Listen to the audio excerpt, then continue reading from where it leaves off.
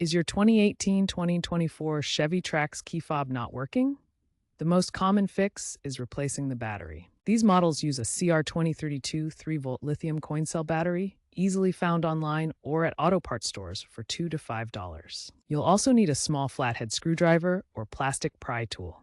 The process takes just 5 to 10 minutes, saving you a trip to the dealer. First, locate the seam on your key fob.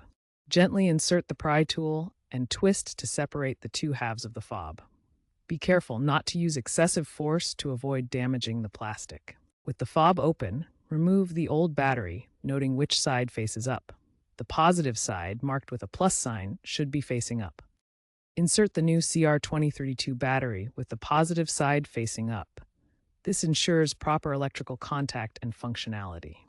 Snap the fob halves back together securely to ensure a tight seal and prevent moisture ingress. Test the fob by pressing the buttons from a distance of 10 to 20 feet to verify it communicates with the vehicle. If the fob still doesn't work, try cycling the ignition key 5 to 10 times. Insert the key, turn it to the on position, then remove it. If problems persist after battery replacement and ignition cycling, the key fob might require reprogramming by a dealer.